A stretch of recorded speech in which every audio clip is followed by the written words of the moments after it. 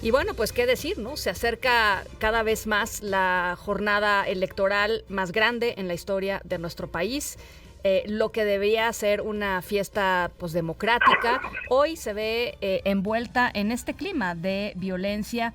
Las elecciones en los últimos años en México han sido elecciones violentas, pero digamos que si encontramos algunos focos rojos que están ahí presentes desde hace algunos meses, desafortunadamente podemos pensar que estas serán particularmente violentas para aspirantes, para candidatos, en fin. En la línea telefónica, Luis Carlos Ugalde, director general de Integralia Consultores. Ustedes le han entrado al tema, Luis Carlos, desde hace algún tiempo y me parece tienen una lectura similar.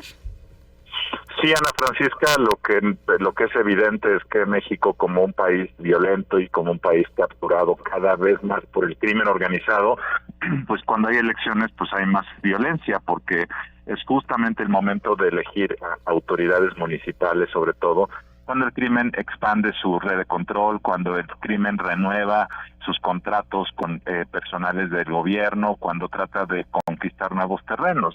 Y cuando no lo consigue, pues mata, ejecuta. Pero yo te diría que cada vez más no es necesaria la violencia. Hay violencia, pero cada vez más hay una suerte de sometimiento silencioso de más y más territorios. Esa es la realidad y desafortunadamente este año volverá a ocurrir. O sea, lo que tú dices es la presión cotidiana, la extorsión cotidiana, la presencia cotidiana de estos grupos en muchísimos lugares es ya una forma de violencia. No tienen que matar necesariamente a nadie para ejercer el control que ejercen, para limitar las libertades de la gente, finalmente, ¿no? Cada vez más la violencia es silenciosa, sí. Cada vez más la gente acepta como parte de la vida diaria que tengan que someterse a estos grupos criminales. Entonces, cuando ustedes reportan una ejecución de un candidato, son casos extraordinarios de personas que representan un riesgo, de personas que no acataron, de personas que son un candidato de otro grupo ajeno y entonces los matan. Pero la verdad es que la mayor parte de las veces ya todo mundo acepta, las personas que quieren ser candidatos piden permiso, cuando les dicen que se bajen de la contienda se bajan. Entonces esa es la parte silenciosa más grave. La violencia que vemos son casos excepcionales cuando hay rebeldes que no se quieren someter. ¿Dónde está el Estado mexicano, Luis Carlos? ¿O cómo está el Estado mexicano? El Estado mexicano está en retirada por negligencia, por incapacidad, por corrupción. El gobierno de López Obrador particularmente ha dejado que el fenómeno se expanda. No es nuevo, este fenómeno lleva ocurriendo 20 o 30 años, pero en este gobierno particularmente ha habido una política de cero enfrentamiento, de dejarlos pasar, de dejarlos caminar. Son pueblo, como dice López Obrador, y por lo tanto no se les puede reprimir. Entonces, el fenómeno se ha exacerbado en los últimos años. ¿Qué implicaciones tiene para la organización de las elecciones y para, pues no sé, la confiabilidad de las elecciones? Para la organización de las elecciones no tiene mucho impacto porque los criminales dejan pasar a la gente de línea a organizar elecciones. El tema es que tú puedes instalar casillas, pero lo que ocurre en la casilla es irrelevante. Los ganadores ya están determinados antes de la jornada. El día de la jornada la gente va y vota por quienes deben votar. Es decir, hay muchas zonas del país donde el sistema de partidos ya no importa. Lo que importa es quién es el candidato de los jefes del crimen, quién es el candidato al que debemos apoyar, quién es el que tiene el dinero, de tal forma que el INE puede instalar casillas, eso no importa. Lo que importa es que en una democracia donde ya sabemos quién va a ganar, en donde los candidatos son elegidos por el crimen, en donde el voto libre ya no existe, pues entonces que haya casillas o no haya casillas pasa a ser un asunto secundario, desafortunadamente. Sí. Pues nada de lo que presentó el presidente López Obrador en términos de su eventual reforma electoral tiene que ver con esto, lidia con esto. No hay, es lo que más me preocupa, pues no necesariamente del presidente, sino en general no es una conversación que se esté dando en México. No, la propuesta de reforma electoral del presidente es frívola en el sentido de que es superficial, banal, irrelevante.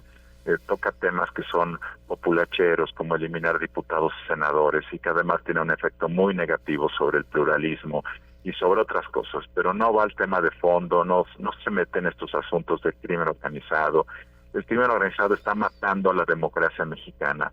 Cuando tú tienes que un tercio del país ya no hay realmente voto libre porque el crimen domina, decide, nombra candidatos, la democracia se está carcomiendo y el presidente no habla, no menciona, es un elefante gigantesco del cual nadie quiere hablar por miedo, por negligencia, por complicidad.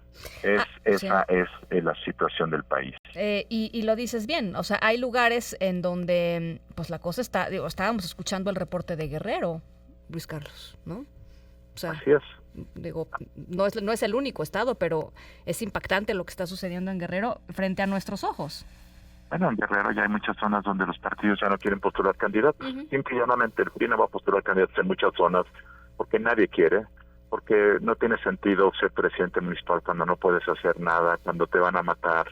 Y esto está ocurriendo cada vez en más lugares. Entonces lo que está ocurriendo es que a la política entran los peores, los que son el crimen organizado, los que no les interesan, los que van a robar. Es decir, hay un proceso de selección adversa en donde por el problema del crimen organizado los peores de la sociedad son los que quieren postularse y hay un proceso de degradación de los cargos electivos en estas zonas dominadas por el crimen organizado. Bueno, pues frente a esto, ¿qué, Luis Carlos? Pues frente a esto, ¿qué? Frente a esto, el Estado mexicano, futuros gobernantes debiesen tomarlo con seriedad, pero nadie lo está tomando con seriedad.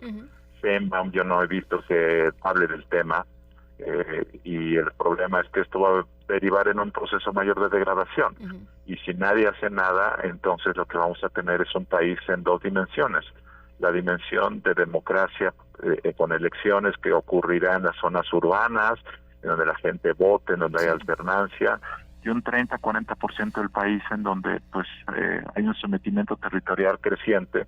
Y entonces lo que vas a tener es lo que está pasando en México, un encapsulamiento, una economía formal, exportadora, vibrante, que produce muchas ganancias, con personas preparadas, con tecnología, que vive encapsulada en torres de negocios, en centros comerciales, en parques industriales, y el resto de la economía a ras de tierra, que convive con el crimen, con la extorsión, con una economía informal, con la ley de la selva. Eso es lo que está ocurriendo en México, desafortunadamente, Ana Francisca. Caray, pues qué panorama. Es importante, pues esto, saberlo, entenderlo y ponerlo sobre la mesa y no dejar de hablar de ello, Luis Carlos, creo, ¿no? No es normal esto que pasa.